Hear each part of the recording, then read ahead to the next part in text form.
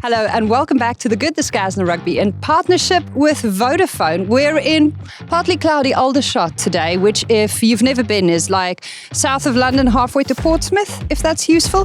Not a place that usually rings many rugby bells unless you are playing for the UK Armed Forces. There's a World Cup being hosted in England at the end of the summer, but the International Defence Rugby Competition is also being hosted here, and Vodafone is its principal partner. So this is an opportunity for 7 nations, soldiers and sailors and airwomen to show that they are the best armed forces rugby team in the world. We are, as you might be able to tell from the visual version of the show, amidst a lot of very heavy army equipment. And this thing apparently that I am in, it smells about 100 years old. It's not that old. It just apparently tows tanks. So it's like the super tank that tows the other sad tanks when they need to go home. And I'm going to get out of here now so that we can do an interview with some of the RAF and Army girls and also the coach of the UK Armed Forces side. This side is made up of RAF, Navy and Army players. Just quite impressive if you think about it. How am I going to get out of here now? Does anyone know?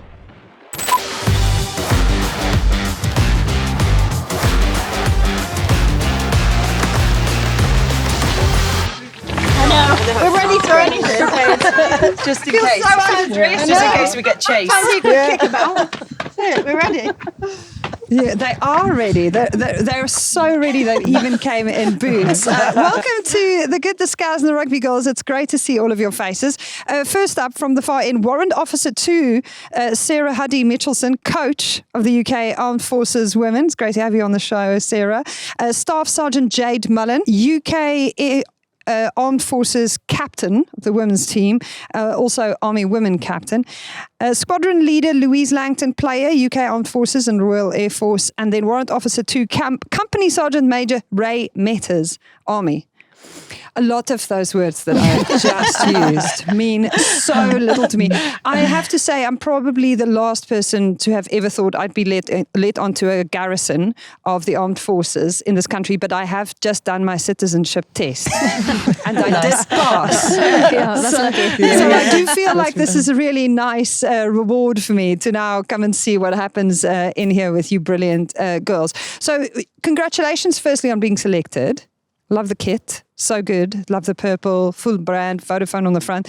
Can you please explain to me what your title means for lay people, me basically? Sarah, can we start with you? In my job? Yes. Yeah, so warrant officer is warrant officer class 2, but my job is a master driver. So as a job as a master driver, it's all about looking after policy, looking after making sure that people are, or making sure that units are looking after their vehicles and the policy around that on the roads and stuff like that. So it sounds very exciting, but it's not actually that exciting on there. So in the real world, you would be like the head of logistics. Yeah, in a way like that, yeah. Does that make... Yeah, transport though. Transport and logistics. Don't get mixed up with any supply stuff. Yeah. And Jade, what does Staff Sergeant mean? What does that mean? What do you do? So a Staff Sergeant is the rank. So I'm like the third away from being the highest soldier. So obviously you got after me would be WO2 and then WO1. I have selected WO2, but I don't move into that role until October because you get that role when you're on assignment. But I'm the unit accountant for the unit. So I deal with all the money, everything from what they say is the soldiers' money to the king's money. So everything public and non-public. So I deal with all that. So all the money you need for operations, I supply that. And then all the money in regards to funding for company stuff, unit business, comes sometimes from the soldiers' money. So I deal with that side as well. So I have a lot of money in my safe in the office and on the accounts. What a cool gig. How close is that to accountancy or not at all? So it's very close. Obviously we're governed, obviously, but we have this company that look after us, DBS, for the public side and the non-public. We've got we have to send in paperwork to make sure we're audited all the time. So we are qualified on obviously what we do. and we have to go and attend courses. Is it the same as accountancy? No, because obviously probably the army don't want to pay for that. It's a more practical version of the role. And then, Lou, what is your role? You're a squadron leader in the Royal Air Force. I am indeed. So I'm the anomaly here because everybody else is in the army. Air Force, here we go. Yeah, you can be an honorary RAF member today. Okay. Thank you. So I am a squadron leader. So it goes pilot officer, flying officer, flight lieutenant, squadron leader. So I am there within the officer ranks. I am in a very similar role to Jade, but in the RAF. But currently I'm working in the Conduct and Unacceptable Behaviours Investigation team. Wow. So working with a lot of individuals that may or may not have carried out unacceptable behaviour. So I investigate that. So more of like a service discipline type role within the RAF, yeah. Service discipline. I know. Jeez. Official, isn't it? Okay, wow, that's very serious, yeah. And then Ray, warrant officer in the army, what does that mean for normal folk? So similar to these two, so it's a warrant officer class 2 is the second highest rank, and my role is within 9th Theatre Support Battalion REMI, so which is like a branch of the army, and my role is basically the easiest to explain. It's the shouty one with the stick. Ooh, that's my role. That sounds fun. But in more detail, I'm in charge of things like discipline, training, soldiering. So the people like running around, teaching basic soldiering all the way up to like brigade level, like tactical stuff, admin and discipline, and making sure like soldiers are developed and all that kind of good stuff. So yeah. And I get a stick. And you I'm have the a shout. stick? Yeah, I absolutely I've have seen a it stick. shout at people. It's in there. I'll get it later, and then you can. Okay. Yeah. And what do you just what do you do? So you wave it around? like wax people. so I'm yeah. I'm joking. I don't hit anyone. I have been described as Willy Wonka because I do stand with it like off to the side, and I'm quite camp when I hold it. Nice. But it's used for like drill, so we can have the stick open where you like pace the stick with a pacing stick. So I'm drill instructor qualified, both basic and advanced. So my background is like training people when they join the army, and doing all that kind of good training to make soldiers better. I love the drill bit. Yeah, no. I think that's so cool. The performative element. Yeah, I love it. It's so theatrical. It's like the best. It's so impressive to see. Yeah. The once or twice that I've had the opportunity to witness those parades through London, I think for the So I did that. Platty I've Really? done that. Yeah, I did it was the then Queen's Guard at Windsor, and I was the drill sergeant, inspecting sergeant at Buckingham Palace as well. So I did all that with my last unit. That stuff gives Big me timer. goosebumps. Yeah. Yeah. Yeah, very cool. And like when you how much of your job is that element, and then how much of it is the more boring stuff? It depends what you make of it. So the way my unit works at the minute, we're at quite high readiness. So we deploy on lots of little deployments like throughout the year. So we've been to places like Albania, we've been to the Czech Republic, we're going to Latvia pretty soon, like in different short-term kind of deployments rather than like the long-term tours. Back when I was like Lance Corporal, we did all those kind of tours, but now we're short-term deployments, keeping it like kind of high readiness. That's my job at the minute. But we also do, I'm running a course at the minute, obviously not right now, but that have currently just been out on the area. So I taught them all morning this morning, and now they're running around out on the area, and then they've got the rest of the week. I'm like in and out of the office all week. You toured them all morning? I taught them. So I was teaching. Them. Yeah, sorry, I was teaching them all morning, and they've gone out and they've done the theory, and now they're going out and doing the practical stuff. Okay, wow. So you're actually seriously educational, and you're working with all the newbies when they come in. Yeah, with that kind of stuff. Yeah, definitely. She's the green one. I'm the green. So we call She's it the green because I like being outside and doing all the kind of outside stuff. So these are our like vehicles that we use. But even though this is kind of what my cap badge involves, is being in vehicles a lot, it's not my background. So I'm not a vehicle mechanic. I'm more like training and stores and all that kind of stuff. And the kind of transport that you're in charge of, Coach Sarah, is it vehicles like this?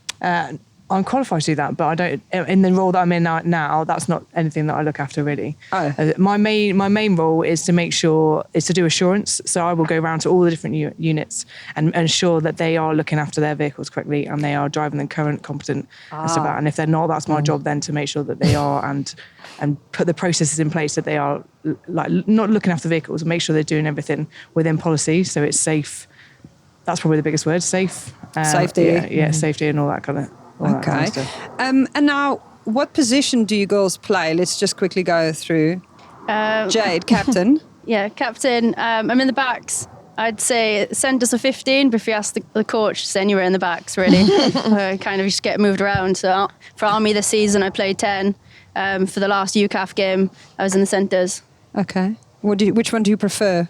Probably defensively, I really enjoy 13. Attack, I do enjoy 10 in attack because you obviously get that playmaker role. But then I enjoy 15 because you have the freedom to just get involved anywhere. Yeah, roam a little bit. And hooker, right? Yeah, I don't do any roaming. Yeah. Maybe just up and down. Louise, like discipline, hookers. Yeah. Like, That's I mean, it. all of these things, they do come together quite nicely sometimes. Don't they? No messing, absolutely not. And Ray, you? I play hooker as well. So discipline, No hooker, messing with either no of us. messing about. Yeah. I mean, luckily she doesn't take the stick on the pitch. No. No. And Sarah, you used to play, right? I did, yeah, a little bit, yeah. A little bit. Yeah. Just A lot. just a You little played bit. a lot. So who would like to tell us about Coach Sarah? Because she's obviously not here to blow her own horn at all. When I first joined the team, I won't say what year, but when I first joined the team, Sarah was the captain. So then, standards were high from then. So it's nice to have that, like her standards were really high as a captain and then taking that into coaching as well. I think it just gives you more credibility as a coach. And you were previously at Wasps Yeah, that's right. Yeah, I've done a lot of rugby at Wasps. for... Probably about 12 years. Yeah, nothing major. No. Small stint. Small stint with the Waspy girlies. Yeah, I was lucky to get posted down there when I was at Abingdon. So I was lucky to be quite close to there. And I was playing for the Army at the time. I met Jane Leonard, who was already playing at Wasps, and she introduced me to going to Wasps, and that was it. Then I was there for the whole of my civilian rugby career, that's for sure. So Wow. I've got about 200 caps, I think. That's how we finished. 200 or so. Yeah. 212. Yeah. There we go. Yeah. 212 caps for the Wasps. Who coached you while you were there? I went through, there was quite a few coaches while I was there. So actually one of the coaches was Big John, who also coaches at RAF and UCAF. So there was a bit of continuity there. But towards the end of my career, and where I've got a lot of my inspiration was Giselle Mather was the head coach when we were there. That's cool. Yeah. What did you learn from Giselle? What didn't I learn from Giselle is probably a big question. Learning from Giselle is not just the coaching style, but the way that she managed and looked after her players. And I hope that I bring a lot of that to our girls now, because the way that she did that was probably better than anything else, and just remind us how good we are and how good we could be, and just like enforcing that constantly through us. Like her management of not just the players but the staff as well, and evenly pushing it around between all of us. Yeah, I regained the love for rugby again, I think, when I met Giselle, and I definitely gained the love for coaching through her. Like I never thought I'd finish playing and go on to do coaching, but with some time with her and getting pregnant and having a baby sort of helped me a little bit as well. But then I was like, okay, yeah, maybe I can give back like she has. And I hope that I've done a little bit of that in that way. That's beautiful. That's a beautiful testimony as well. Because yeah, she'll pay me later. I know. I was like, no. Right, cheers, honey. But some people know that. Some people will tell you, yeah, I definitely am going to coach. And as you say, like, you didn't necessarily see yourself in that role. So she must have really changed the way that you think about coaching. Yeah, a little bit. And I think a little bit of it was obviously that I couldn't play while I was pregnant, so I had to do something else. And I've found a little bit of love for it there. But then yeah, it's been able to, like, I see her giving back. Can I give back as well? Like, I love this sport so much. Can I make sure that it continues to go through? And not just Giselle, but other players like within the Army rugby team as well that have, like, we've all been on the pitch together. Like, and if it wasn't for the girls that have constantly, like Charlie Maxwell's a really great example of been a player, been a captain, and then went on to be director of rugby, and making sure that this never gets any less. It's always growing. I think it's always growing. Make sure that we keep growing it. And if we don't get those people in those right positions, then it won't. Through Army and massively through UCAF. And there's been such a massive jump in UCAF recently, especially as we've turned into what I call the purple shirts, on how much more we get supported and how much more we're getting advertised, and the quality of the rugby and the quality of the attitudes of the players and the people around us has been so much better. That's really cool. Yeah. I love that you're getting that kind of institutional and structural support, that it's not just something that's coming from within, like it's not just self-driven, it's not only the players, it's not only you in leadership, but there's also structural support. I mean, that's the reason we're here today, which is great. And this team is a bit, producer Shira had to explain it to me, because I was like, wait a minute. How does this, I don't understand. What do they do? And she said, no, they are still actively serving, but they also pick a team from actively serving people. And then you guys have been slugging it out against one another. Now you must all come together and play in one team. And you coach the Army. And now you have to coach all of the other girls. So now the RAF girlies, who Me and you. have to, obviously me too, have to all come together in one team. So it is a bit like the Lions, where you have to bring people together who have been slugging it out on opposite sides. Yeah, and then I've got to get them to play like how I want them to play within only a matter of, like, we've only got 2 games together before we go to IDRC. It's so unique. I don't think there is, except for maybe the Lions, I don't think there is another team like it. Yeah, you have a limited amount of time to build that kind of cohesiveness that helps you leverage and unlock all of the, the great value that you have, because you get to select from these players who play opposite one another often. The thing that is interesting is, how do you do that off the pitch? Like, how much socializing do you need to do to bring people together? How much do you guys know one another? Why are you smiling, Captain Jade? Captain Jade? Because there's a massive thing that Eddie's like, this is the MEL, so like the main events list. So our forecast of events for the week, what we're doing, use all your white space, like your free time, like fill it with cohesion. Do something. So last Bingo. camp we had bingo. Very good. Yeah. Bingo. We've had quizzes. We don't have like any like a budget for it either. So sometimes we just have to like make it up ourselves. So yeah, we've done loads of quizzes like constantly, like from Constant quizzes. Very clever now. Very clever. Yeah. And literally even like stuff like get to know, like just trying to get to know each other. So yeah, so thing we do all the time when we're in camp, because cohesion's the best thing to do. If you are hearing a beep in the background, that is not your imagination. You are not losing your marbles. We are on an active base, so there are trucks doing all kinds of weird things around here. So you will hear beeping and grumbling and all manner of activity behind us, even though you can't see it because there are 2 monstrous vehicles flanking our little studio space here, which we feel very fancy about. So these quizzes, who's the quiz master? Is it Lou? I mean, I'm quite partial to being a quiz master, yes. Yeah. Bingo's my forte. I'll show you a bit about that later, because some of the numbers I can't repeat on this. Oh. Keep it a bit fun. Oh, Yeah. okay. Yeah. Keep it edgy. Yeah. Yeah, Like to keep okay. them guessing. All right. So quizzes, top of the list. Yeah, quiz is top of the list. Because it's free. Because it's free. Because it's free. Any other sport than football, we have done frisbee. like football, frisbee in the past, but then sometimes we get a bit too competitive, and all of a sudden team selection's done, and Huddy has to redo team selection because we've injured someone.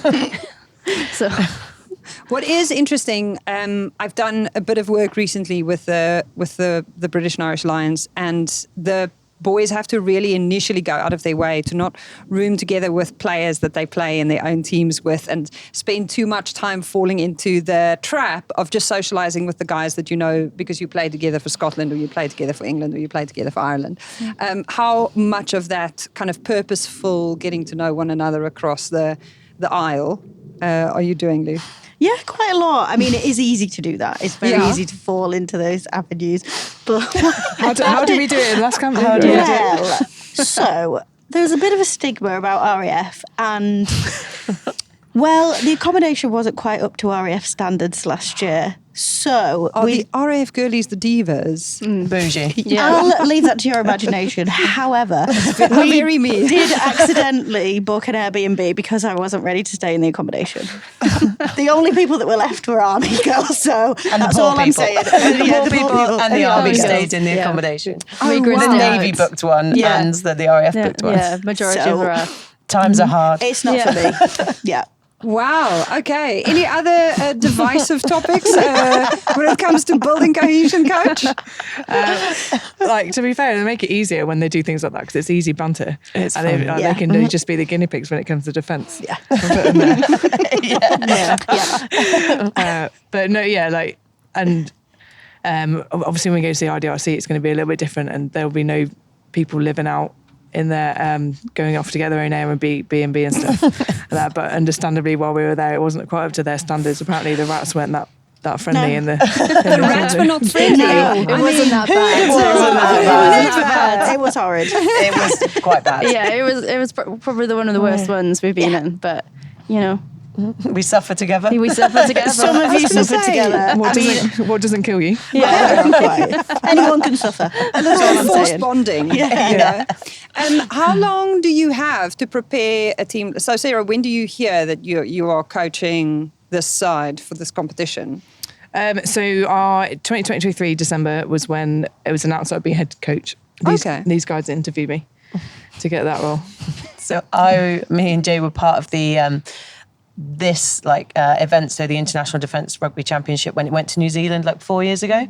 So we were I was the team manager at the time, and you were was the vice. captain, the vice Vice. captain. So we were part of the board that kind of selected the new coach. So yeah, so Huddy interviewed for that, which was quite funny. Yeah. And then we I was grilling her. yeah, we It was my only had opportunity I ever and could. then wishy we hadn't when we were running defence. Yeah. Straight at army, straight afterwards. Yeah. So yeah. So, Huddy, what is your approach to backline play? Let's just quickly hash this It was, out. yeah. Yeah. It was funny at the start, but then it wasn't Yeah. funny when you're doing Broncos. That's what we Yeah. get. I think it's the gap in between the fixtures that is the challenge, and the inconsistency of players as well. So we've now pretty much narrowed down that 30, and we are together as a 30. But there were so many different people that were available on game 1 to how many people are available to game 4, and it's never the same. It's never the same squad. And why is that people become unavailable? The main reason is operations and work commitments, and then injuries as well. Which is coach code for they have to go and serve their country. Yeah, very much so, yeah. Or it might just be a priority, not be a priority in their work life at the moment. No one's made to play rugby, and where, especially as females in the army, that it's not the top of our list to do at the moment. Like, something else might be more important. Promotion might be more important, or there's an opportunity you can't turn down. We've got a girl that's going off to America just before IDRC, and she won't be here for IDRC, but she can't turn that chance down to go and do such a great job in America. And that is just part of service rugby, and what we know. We know that our team's never going to be the same, and we understand, okay, this year's not your year to play service rugby, but we'll see you next year when you're back. And on how short notice can things change like this? Within in the within next days. hour. Yeah. Really? Yeah. Like that, yeah. On the last camp, we were in day 1, and one of the girls was like, "Sorry, Huddy, I'm off to Qatar. See you later." And picked up a kit and walked out the door. I was like, "Okay, see you later." Oh, On there. wow. And it can be as quick as that. Gee, so you constantly almost have to have a long list, right? Yeah. We do. I wish it was a long list. Yeah. A longer But list. Yeah. Yeah. A longer, yeah. So there's always, I've managed to see every player this year, managed to see every player on the pitch. I don't think there's any player that's not had chance or had an opportunity to get on the pitch this year. So when you're coaching Army and Army plays Navy, then you get to do a bit of scouting and check out the girls on the opposition and go, okay, well, we must keep this one in mind if we need to call up. Yeah, well, we get all the footage, so afterwards I can then look back over the games and see what players have stood out or worked where I was expecting them to work. Wow, that's unreal. So there's this constant kind of awareness that, I mean, you're planning to play in this thing, but something professionally might come up. Yeah. And you'd be called up. Yeah, especially like Huddy said, like promotion's a big thing. Like people want to promote, and that's a big thing that people will take that opportunity, especially you only have like so long that you're eligible for. So people will be chasing that. So yeah, it's a big thing. And then obviously operations is second, depending on what your unit's on, the battle rhythm. They could be on readiness, like Gray's unit. So then they could be like, okay, you're on high readiness. You have 24 hours notice to move, or 48. So we're on 5 days notice to move. Yeah. But to respond within like so many hours. Wow. Yeah. So you're on 5 days notice, and you'll have to respond within a certain number of hours. And then when you say you move, you go out on to deploy. Yeah. Yep. And then when you're there, how long are you there for? Do you know? However long. Yeah, it doesn't. Yeah. So I mean, time. Could be anything up to like 6 months, 9 months. Could be a few days. Could be a few weeks. Like depending, like what happens. We have like a set of like orders that we have like all the time. So like this is what you would need to pack. This is what you should always have ready. This is what everyone's always in date, like 12 months on their passport just in case. Like all this kind of stuff. So if it starts going out of date a little bit, then you need to like hurry up and like get your passport sorted. So in case something happens, we've got like mandatory training, which like my unit will love, that you have to do like every 12 months. And yeah, safety stuff, you just need to keep in date so that you've got like 12 months like left just in case you do need to deploy anywhere. Wow, that's crazy. So have you had experiences like that, Jade, where you've been away for a long time, and then how does that work?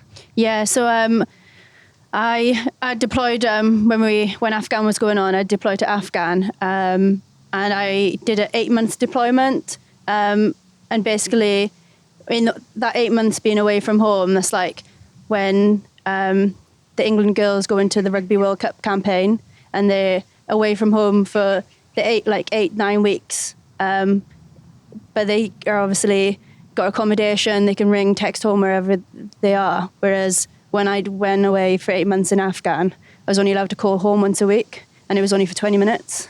Oh, wow. And then the whole time I was away, so you're just with then the people you're around, obviously doing the job you're doing there, and obviously trying to stay safe at the same time. So like that's a bit of the difference from 8 to 9 weeks to actually 8 months being away from home. Yeah, hard, but obviously you just it sounds easier saying it, but you just get on with it because you're just like, okay, I signed up for this. Yeah. Wow. That's unreal. That's a serious commitment. You know, like 20 minutes a week to phone home. But also, like, you're not playing much rugby in that time. No. I mean, the athlete in you dies a little. Yeah. Yeah, definitely. But you stay fit. Like, obviously, Afghan, when I deployed, it roasted, it was hot. Obviously, body armour on top. And you still did, like, on your downtime, you still did phys. We had, like, a little makeshift, our own gym. So, yeah. So we stayed fit out there, but it was more like CV fit instead of... Yeah. Being able to play rugby short, sharp. Yeah. Wow. That is quite a balancing act from a managerial perspective and from a coaching perspective, because you're kind of dealing with so many interesting different curveballs. But you guys also know one another, and you've been kind of doing this for long enough that I'm sure the experience stands you in good stead. You guys have been working together for a few years, right, Ray? I did. I will say the year. I did trials for the Army in 2009, 2010. So I joined the Army 2006. So I've been in 20 years next year. So I joined when I was 16. And then, so you were the captain. We played rugby together until you, like, I've had like different injuries and stuff, but we pretty much played rugby together. We played sevens, Army League, Army Sevens, UCAF League, UCAF Union. It was combined services back then. It wasn't UK Armed Forces, it was just combined services. And back then it was kind of like, who do we have? Rather than like a selecting kind of thing. I mean, I wasn't the coach, but I definitely played combined services in my first year, and I don't feel like I was ready. From themselves there. Whereas now, like, it's like a lot more professional. Like, it's like everyone's kind of fighting to get in like a purple shirt, whether it be for like sevens, which I've got no shout at, or like you get like to be part of like the 15 setup. And there's obviously like league and all that kind of stuff as well. But yeah, 2009. 2010, 1,000 years ago. Why did you pull your face like that, Lou? So old, 16 she joined. I That's joined a at long 16, time ago. yeah, it's nearly 20 and years. in rugby years, that's like, That's she's about 1,000. 415 now. Literally, yeah, and old as the hills. Yeah, goodness. It's amazing how mobile you I are. know, she's doing ever Touch so wood, well, don't isn't curse she? me Oh, yeah, because please don't. don't tell my body. Yeah, Don't tell me, you're just trying to kill me off. Coach is like, no, let's not jinx anything. That's a balancing act. Tell me about your rugby journey in the forces, Well, Louise. it actually started when I did join the RAF. So I haven't been in 7,000 years like Ray. However, I started playing rugby. I was on adventure training actually in Sweden. Going down a river, canoeing down a river. So bougie. I know. And the girl that I was sharing a canoe with, Sal, bearing in mind I'd never touched a rugby ball in my entire life, she said, Lou, you look like you'd be good at rugby. I said, Sal, I'm not really sure how to take that, if I'm honest. However, she then gave my name to the head coach at the time, team manager, Michelle, and then 2 weeks later I was playing for the development team. Then I started playing for the senior team. That year, we won the inter-services for the first time ever in 2019. I'm not saying it's because of me, but You had to bring the that up. statistics speak for I knew you were going to themselves. talk about that. We've only won it once so far. Funny how it happened. Well, quite. So yeah, and basically I've not stopped since. So I'm quite old, not in rugby years, but just in normal years. So I'm a late bloomer to rugby. I wish I'd have started sooner, but yeah, if I hadn't have joined the RAF, I never would have played, I don't think. So I'm very, very grateful for that. That's amazing. I love that for you. Yeah, me too. And I love that you. I love that you discovered, that power within you, but also that you shared it. Because I mean, where would RAF rugby be without Well, you? quite. And also, who knew canoeing was so transferable to rugby? God. Before catching up with you girls and hearing about all the cool stuff you've done, the previous experience that I have with armed forces and rugby is Amy Cocaine and Sarah Bonner telling me about their individual, interesting, fascinating journeys and the kind of intensity and toughness that these two players bring to Scotland and England's lineup on any given day of the week is so remarkable. I just love them from the great personalities that they are off the pitch, but also just the absolute power that they are on it. And they are going to be in action during this Rugby World Cup. Well, hopefully Bonds is going to be back. But then there's also Manuqalo Komaitai, who is the lesser-known member of the Army team. And you might know her if you're a London Irish supporter, because that's where she's been playing of late. She has recently been capped for Fiji and will be going to the Rugby World Cup with them. Tell us about Coms. Or if you've played against her, you definitely know her. Yeah, That's you for can sure. feel her. Yeah. Can confirm. Yeah, she cracks. is a wrecking ball. Like, yeah, she at Army, all us Army girls literally wait to see if she picks a bib up or not a bib, so we can pick the side we want to go on to be on the Yeah. same side as her. Because no one wants to tackle her or be tackled by her. That's for sure. And Yeah. she's also a latecomer to the game. Is she a bit like a Lou? Oh, she's much better than me. But she's been playing even less time than me. I think, is it 3 years? Yeah, 3 years. She I was in the Army 7 setup, and she had come in 3 years ago into the Army 7. Well, just before the start of the third season for the Army 15s. So turned up to Army 7s and hadn't played rugby before. Like just messed about with the Fijians, playing touch, and then we literally the coach just was like, "Oh yeah, we'll put you on the wing," and then obviously came for trials into the 15s, and then Huddy got to see what an amazing player she was. Yeah, and she's had a really great journey. So the first, I think Smudge was in charge when she first started playing. And so for the first season, she was in the squad of 30, but she didn't make the 23 to play either of the IS games. And then the year after, she was then on the bench because like we could see her growing on her development. And then this year started both our games and came away with players player. She got players player by the end. Players player of the match. And and a lot of that showed that you could tell that she'd been. Obviously, we'd done some work developing her anyway. Hopefully, we gave her some of the love for rugby. But then, like ultimately, she started playing club rugby, which changed. You could see absolutely the progression in her from there. So when she came back to us, she was just incredible. And she's probably the most like modest and like chilled. Like she doesn't you wouldn't know she's such a great player by talking to her. You definitely wouldn't. She's just comms, and she's so lovely. And but then on the pitch, and she'd have a little hit list, and she's so Now we know. yeah, she's Now we know. savage. Now you know. It's just Lou's name. Yeah. She ran just over Lou. me. When we Number say one. when we say hit Internal list, she bleeding. does she'll do her research of all the other players who she's playing against, so she knows what to expect. We take the mick by calling it as hit list. It's not that. It's her just being professional and knowing like what's coming for her the next day, and she'll make sure that she's done her research and that she's so professional and so committed. Yeah, she's definitely an inspiration to anyone that's watching. And talk to us about that inter-services level of competition and what that means for someone like her, and giving an opportunity to represent at that level, but also the pressure that comes with representing services. I think the pressure and representing the service is underestimated. Like until you're a few days away, or in fact, it doesn't even start a few days away. It's at the start of the season. The pressure of the inter-services games, it starts straight away because it means so much to the girls. Like everybody wants to get on that pitch. It's already a big event. We already know a lot of people are going to be watching us, and there's going to be a lot of press. There's going to be a lot of interest. But the girls just want to do well. They don't just want to do well for themselves. They want to do well for each other, and they want to come off that pitch, no matter what the score is, knowing that they've done a good job, they've played well, and they've played well as a team.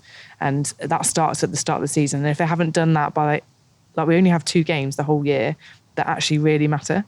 All the rest of the games we could lose 1,000,000. It wouldn't make a difference because everyone's like, oh, it's okay as long as you win your 2 games at the end. And so those 2 games at the end, like the pressure just builds and builds, and then and afterwards it's obviously an amazing feeling. Yeah, Don't sleep for months. Best fixture of the year, though. Yeah, Definitely. best fixture, but Best fixture. yeah, Yeah. it ages me. Yeah, it does age me as well. I'm 95. I'm 21. For comms as well, she's also the first Fijian female in the Irish Guards. So she's the one with the drill that we were talking about earlier. She's the one that does the trooping of the colour and all that kind of stuff. She has like the bear skin and the tunic and the whole thing. Oh, good job. Yeah, she's the first female Irish Guards Fijian woman. In her second season, she was in the middle of trooping the colour. Was it trooping the colour? And She was in had the to middle- and she move was back and forward. She was because- literally coming into the hotel with her kit. They size them all off. So Yeah. if one soldier's missing, i.e. her, they have to reshuffle where everybody goes. So she had to be there for like everything to make sure that she was like sized properly and like in the line and stuff. And she'd play the game, come back to the hotel, pick her kit up, and she was back out the door again. Yeah. Like we didn't see her for anything in between training or the games. She was like up and down the whole time, making sure that she was to do that job as well. Juggling, trooping the colour with inter-services prep. Yes, yeah. That's nothing major. Only 2 really big performances you need to put in front of tons of people who might judge harshly if you literally put one foot wrong. Quite literally. And all the prepping of the kit and all that stuff. So yeah, she's like a fantastic person to say like you can do everything. Like, I think she probably didn't sleep for a few weeks, but she did like all of the things at like a massively high standard. So When you say prepping the kit, so like the shining shoes, like ironing, like bulling is like shining shoes and stuff like that. So just preparing all the kit and doing all the rehearsals and stuff, it takes months. They're like preparing to do that kind of thing. Yeah, so she was doing that as well. wow, honestly, the rest of us out here just have absolutely no clue.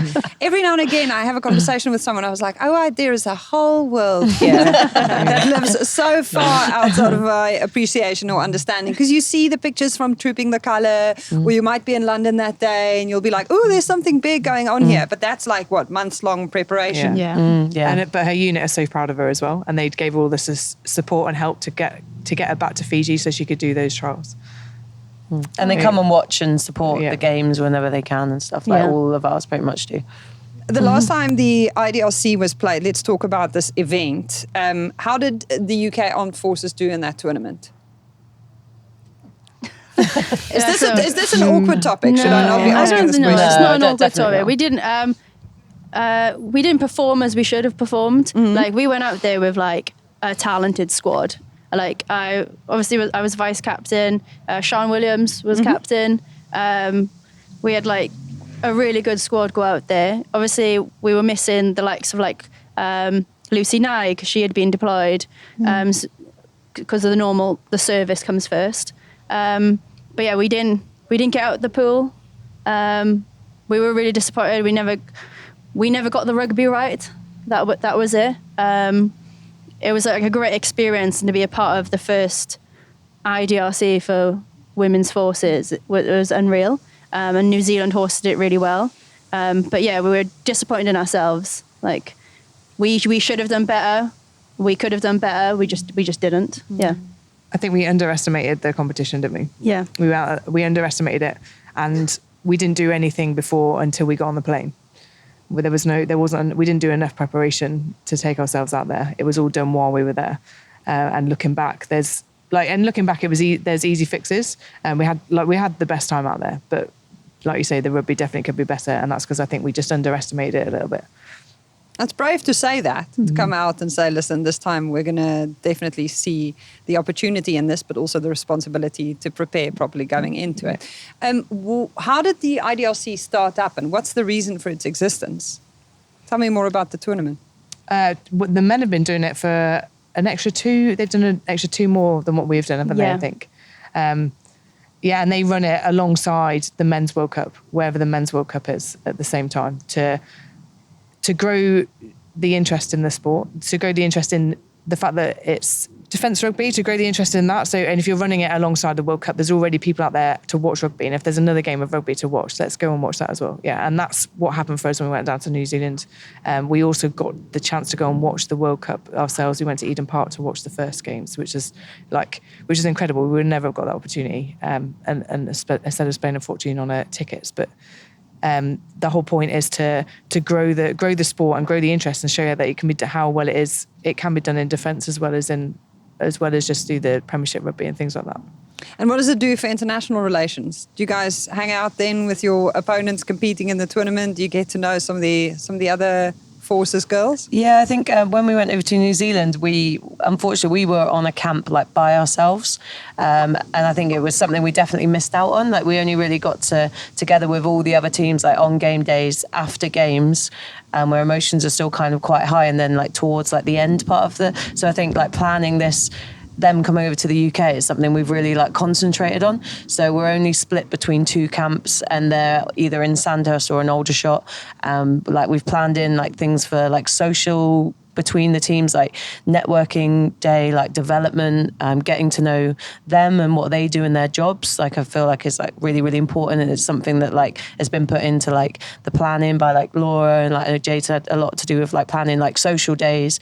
Like we've booked, or Jade's booked the bar on camp for the opening, the ceremony of the World Cup, so we can invite everyone in. Like Jade's going to be running the bar, so like all that kind of stuff. So we can invite like the other teams, and like you can pretty much cycle between that camp and the bar, and then the other people can get their teams can bring their coach over to actually be together for those like really important like little parts of social time that we have, just to kind of network, like you said, that we didn't really get a lot of time to do that in New Zealand, but we'd love to, like when they're all over here and we can actually show them a bit of like what the UK has to offer.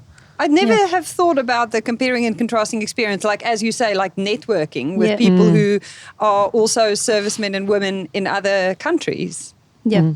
Like when we're planning tours and stuff, like I've got like people that played on the Australian Defence Force team that I've got like contacts with their team manager at the time. So when we were looking at potentially planning for the Army to go over to Australia, like what camps can we use, and like speaking to those people because they know like where's good, where's not, arranging fixtures, all that kind of good stuff is really, really important, especially like at our level now when we're trying to like make women like notice more in sport and getting people to come and watch us. So yeah, to have that kind of networking is really, really important. I love that collaborative spirit. And it's fun as well. Yeah. And it's so much fun to like hang out with like the Tongan women and the Fijian women like after games and find out what they're like, a bit more about their culture and stuff. Like it's lovely and fun. So this time you have UK, Ireland, Tonga and Zambia in Pool A. Pool B, Fiji, France, Australia and the Vodafone Looseheads Barbarians, which is civil service will invite basically like a pool of players. Yeah. Can producer Shira play for that team? Just Absolutely. asking for a friend. Absolutely. Or team manager, water person, whatever. She's quite useful. Like you can have her on the pitch. Like I'll back we need her up. we need people just to be a part of it would be great. Okay. Why those teams? Like, how do you qualify to compete in this competition? So I know all the defence forces were sent an invitation by Laura, who was running it all, and then basically they get an invitation, and then it's down to then whether they can fund coming here. Obviously, like some teams can fund it, some teams can't, but it's not just down to funding, it's down to what that defence is on. So some teams have had to pull out completely, not because of funding, but because they've got bigger fish to fry, basically. So they're on operations, or their budget is aligned to ops and stuff, so that they can't come because of that. Wow. So yeah. That's really interesting. So you guys play your 2 pools, and then basically you're planning to win it from there on. Yeah, we're going to win. And then I hear the Australian forces are facilitating the travel for the Fijian and Tongan girls in the spirit of the world in union very much. Yes. They did it for, I think, New Zealand as well, for Vanuatu and Papua New Guinea. And a lot of like extra funding and kit was like given to them to like make their defence team better, which was really good. Yeah. Okay. I'm going to have to start a GoFundMe or a Backer Buddy to get the South African girls over here as well. Going to have to make a mission. Well, we played South Africa we played them. And I could not If they could not come, after. that would be great. Yeah. I don't want to play That was one of the most physical games I've ever Not played. yet recovered. Yeah. Just absolutely like hammer and tongs. Yeah. It's a very physical nation. It's Sorry very about that. physical. Yeah. Unfortunate. So as a player, how big a deal is it to wear this purple shirt? Like, where does this rank in your rugby career? How big is this opportunity? I mean, it's huge. So for somebody like me or anybody else that hasn't necessarily played a really high standard of rugby, this is the pinnacle of my rugby career, because I'm getting to play with players that are champ girls, prem girls, international girls potentially, and it is amazing. And I think that anyone would definitely agree that the better player that you play with, the better that you play, definitely. So this is huge for me personally, because I don't think I would ever play the standard of rugby had I not been in the RAF and had I not been fortunate enough to play for UCAF. So yeah, it's big for me. Jade? It's hard to put into words. Like, it's massive. Like, to go, like 3 months ago, we were like having it up on the rugby pitch against the RAF and Navy, and being the worst enemies, to then like coming together and putting all that aside, like regardless of who has won, who's lost, to then put this shirt on. It used to be just on a special occasion or over remembrance fixture. Obviously before IDRC came into the picture for us. And it was just an honour to be able to put a shirt on for a sport that you love, for a moment to remember all those before you. So that was like pretty special. And then to have IDRC come into this and represent the forces, women's rugby on the stage at the same time that the Women's World Cup is on is pretty remarkable, and something that you, like, obviously unless you're playing elite sports, you would never get that opportunity. So to be able to do this in a job that I love in the army, to then have time off work and go and play a sport that I love, it is pretty cool. Yeah. You just can't help yourselves. I mean, you're serving out there, and then when you put down the job hat, then you put on this one, and you lace up your boots, and you're running out for armed forces as well. But I'm sure it just runs through your veins, and you're just looking for every opportunity to make your country proud. I love that. It's beautiful. So how many women, realistically, are... Because I couldn't even fathom that you'd have enough women competing to form a team like this.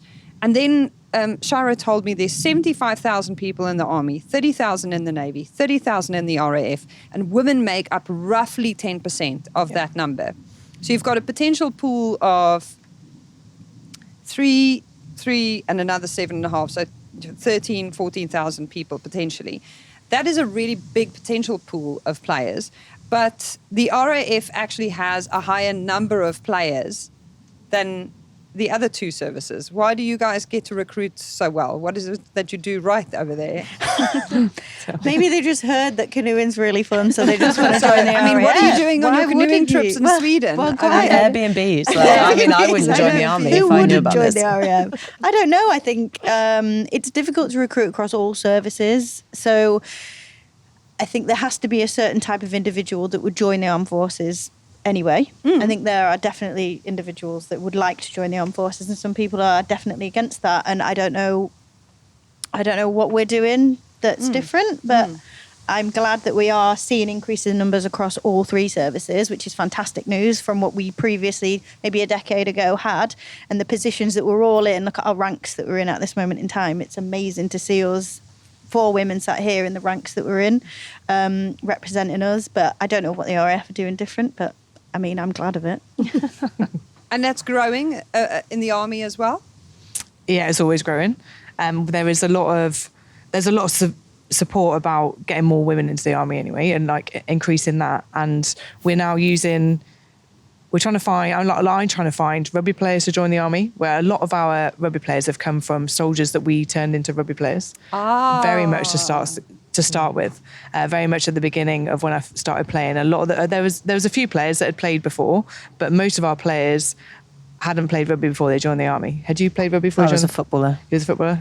No, yeah. So yeah, a lot of our players, where now we're trying to really find the rugby player to show that you can still do that in this sport, like in this job as well. Like you can still be that high performance athlete, but we'll give you a career as well and help you along on that way. So the recruitment message now is, are you a talented rugby player? Well, consider joining the army. Yeah, because to be a rugby player, I believe that you've already got to be a little bit robust and resilient anyway, and that's very much the armed forces. You have to have that robustness and resilientness about you, along with a lot of other skills. But yeah, that. And they come cap in hand, I think, rugby players and military personnel because of that, and because of the mindset that you have to have as well. Yeah, that toughness, basically. Well, you're making it sound really tough. Oh, Yeah. I don't think anyone should apologise for that. Vodafone have renewed their Armed Forces Rugby partnership for a further 5 years. They've recently announced a new partnership with Army Rugby, which is really exciting. And they're currently supporting the men's team on their Southern Hemisphere tour. What does it mean to have that kind of backing, Ray? Like from a great brand like Vodafone? It's amazing. Like just to have like the publicity as well. Just they're really, really keen on getting our like faces out there, like doing stuff like this, like and like getting people to games. That's like our main goal. And it's nice to be like sponsored by people that actually like have that as a goal as well. They want people to come in, they want people to support us, to listen to podcasts, to like see the photos, see the videos, see us that we are humans, we're like women, we're like hilarious, but we have serious jobs as well as we play rugby. Like some of us have always played rugby, some of us have never played rugby, but like we are like people, and we're people like we love watching rugby, we love playing rugby, we love supporting rugby. We just love rugby and love like sport, women's, men's, whatever in general. So it's really nice to have a sponsor that like help us do that and to help us kind of push our rugby service or like otherwise in like the right direction, which is really important. And you guys have had Player.Connect to work with. Yeah. Tell me more about how that's worked for you, Sarah. Well, it's worked well for me. The players won't agree to that. I love it. Yeah. I love telling you about myself every morning. But it's one of those tools that is making a difference, but the players probably can't see that. Like it's allowing me to shape our training every day. It's allowing me to know if a player's not on the ball. I understand why, because I've already seen that on there, on that, without having to go and have a conversation with every single player and making it awkward or whatever. I can just see, and we can just see the stats. We know who needs to recover. We know who needs a bit more time, injury, and it just makes life easier for me, harder for them, because that's another thing they've got to do in the morning. And every morning is fill out your app. Can you do this? Can you do that? Like holding people responsible. But at the same time, also gives us a lot more opportunity to find people for not doing it in the morning. It makes our calls a lot better, right? Yeah. And for those who don't know, Play.Connect is Vodafone's proprietary software that they've made available to you guys, to the Welsh women, to some of the clubs that we work with as part of our Empower Her project. And it is making a difference at so many various and interesting levels of the game, because different people use the data differently, but it's that data that equips you to make better decisions as a coach. As much as the players might resent the admin, the little bit of daily admin of inputting all of that information, that guides you to make smarter decisions faster, right? Yeah, and what's really good is that the questions are tailored to us. So there is questions, generic ones, but then we've sat down with the guys at Vodafone Connect, and they've tailored the questions that suit us better. And there's certain questions that will only go to certain TSG, like our sports psychologist. The answer to that question would only go to her, and no one else would see it, so they can still answer honestly. And then the same with like medical ones. I can send that to the medical team, and they're the only ones that see it. And he's tailored all those questions to make it work for us as a team, rather than just a generic set of questions. And when it isn't working, it's so easy to change, and he's really easy to just get on the phone and just help us through that. That's really interesting. I didn't even know that bit about the answers going to the different places. And that's really important, because it also creates a feeling of safety and trust, and also elicits the right responses and getting them to the right people at the right time, which, I mean, all of you guys are doing professionally every day of the week anyway in your jobs. This is just the rugby version of it, which I love for you. So the final is at Kingsholm, the shared on an IDRC day. I almost can't imagine that, because they were really vocal at the PWR final already. This is going to be something else. Have you guys played there before? Yeah, we play against we the play RAF. against each other. So they're vocal on that day as well. Very vocal. Especially people that haven't played there before. Like one of our wingers was new, and I think she knocked the ball on, and then she got upset because there was like a donkey noise. And she was like, "Why do they hate me?" And it was like, "It's not that. Just run it off and don't drop the ball. Just catch the ball. You're only as good as your next catch." I was like, "It's fine. Like, don't worry. So we are going to be doing a live show at Kingsholm before kickoff. So make sure that you come down on the 3rd of September. Details for ticket sales will be on our socials. Don't make me sit there and talk to myself. Please come and join and have fun with us. If you can't make it to any of the games, you can watch from home the BFBS, which sounds like I've made that up. The BFBS Forces News. This is a legitimate broadcast platform. They will be broadcasting, live streaming these matches via the YouTube as the tournament media partner. You will be globally viewed by everybody. Why, just as a parting shot, because this is my number one question when I was driving here, I would like to know from each of you why it is that you joined the services. Why is it that you do this job over any other job available? I mean, you could have done many other things with your time. Why is it that you decided to serve? Let's start with you, Captain Jade. So my great-grandfather was in the army. My uncle's in the army. And then on my mother's side, my great-grandfather was in the RAF. So I come from a very military background already. And if you ask my parents from the age of 8, it was like, "What do you want to do?" And I was like, "I want to join the army." And I went through school, and it was like, "What are you going to do when you leave?" I was like, "Join the army." And even the teachers were like, "Maybe put something else in you want to go and do." And I was like, "No, I'm going to join the army." And then, I left school, went to military prep college, which is an affiliation to preparing yourself to join the army, and then joined the army at 17, and then been here ever since. And don't regret any of it. And you fully knew what going on a tour of duty, what that looks like, what that requires, what to expect from it. And you were like, "Yep, send me." Yeah. Wow, that's unreal. And you? Give us the story, Lou. Okay, well, second to my canoeing career, I thought, right, what's next? No, I think I lived a life before I joined the RAF. I didn't join until I was 26.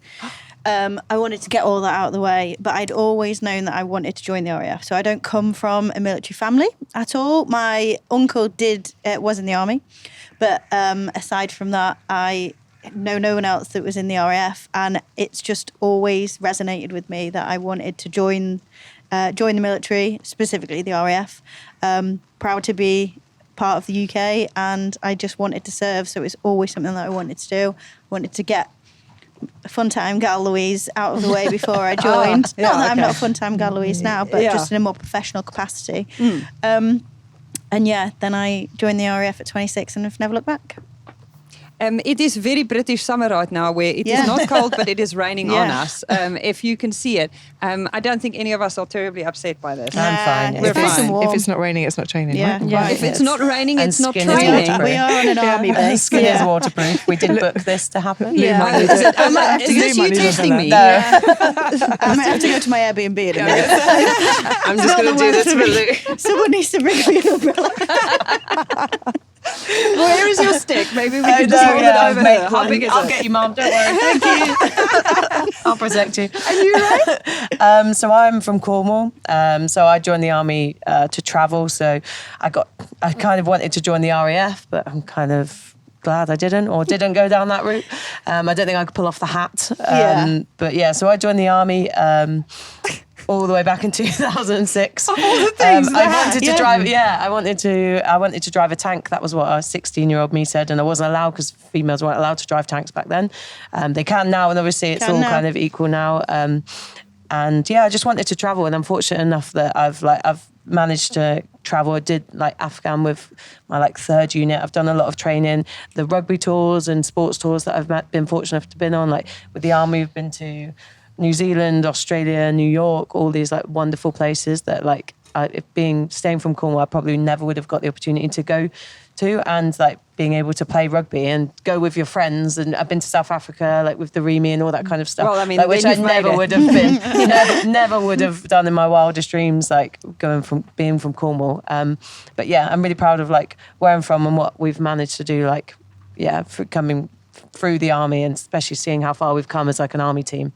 And UCAF as well, all the way through combined services, to where we are now. She's the most capped army player, men and women's as well, by the way. Yeah. Oh, wow. Yeah. I reached that because I'm older than the hill. She's been in for 75 We have the years. Sarah Hunter of... So I managed to get 40 caps. So we're only capped for international fixtures and for inter-services. So it takes minimum 10 years probably to get 25 caps per player. And I've got 40, which I beat one of the men who I've beat him by 1. But the only female that I had to beat was Sarah over here. And I just thought she wasn't going to select me. I thought she was going to be quite bitter about it, but she wasn't. But I've got, there's about 3 or 4 players that are literally right behind me. So I've got Jade, Heidi Silcox and Sarah Batley, a couple of caps behind me. So yeah, I've got Gotta keep going. Got to keep going out of spite more than anything. I was going to say determination. I feel was the planning fire. on retiring, but I actually started really enjoying rugby. So I'm just maybe my body will tell me when I'm ready to go. But yeah, 40 caps. And Coach Sarah, your story? I'm a little bit older than these lot, just a bit. But so I've got a little bit of a military background, but it was for me, it was the lifestyle of being active. Can I do a sport? Will I be active? Will I not be sat behind a desk? Even though that's what I've ended up doing now. But what opportunities can I have from my job? And I joined as a RLC driver, but that was just to get in the door. It was then what can I do next? So I've been an instructor. I went to Purbright, was an instructor there, and that's probably one of the best jobs I've ever had. Like I said, done the rugby. I think I've done every sport there is in the army, with my unit. Been to so many different places, but it was all about not just sat in the same job. It was about knowing that I could do something different and go to so many different places. After every 4 years, I'm going to get posted to somewhere else, or I'll get promoted and go somewhere else. So I'm never going to stay in the same place. Been to Germany, lived in Germany, lived in London. Lived at Regent's Park for a good 3 years, which was incredible. I would never have got that opportunity if I was. Well, I never been able to afford to live there, as a civilian. And just those little things that I knew that I could only do that in the army. And I was a rugby player before and knew that the army had a rugby team, and it was a little bit of a toss up between the RAF and the army. And because at that time I knew keeps coming up that, doesn't it? But your recruiting's just really good. But you'll be pleased to know I knew that the army rugby team was at a better standard, and that was literally the That's always been the case. A saucer of milk for Hoodie, please. Well, you lot are absolutely fantastic value. Thank you so much for having us over here. It's been so great to sit down and get to know each of you a little bit and hear more about your stories, why you play, what you're playing for, but also what you're doing to balance all of this out, which is, I mean, it is a very impressive balancing act. Rugby is fortunate to have all of you beaming such a great big light out there for the next generation of girls to follow in your footsteps. And your nation is waiting for you to make them proud at the IDRC. So thank you so much, Sarah, and Ray and Louise and Jade for having us. It's a shame you couldn't turn off the taps in the sky. But we are so excited for you guys to compete at the IDRC. And we're so excited to be working with Vodafone and with you guys in their partnership on this journey. The UK Armed Forces and the competition itself. It's been such a joy, but we're going to pack up now. See you again soon at the final at Kingsholm. Okay, let's get I was like, quick, jump in the jackal. Yeah, got a cover. Get in the jackal. Everybody in the jackal.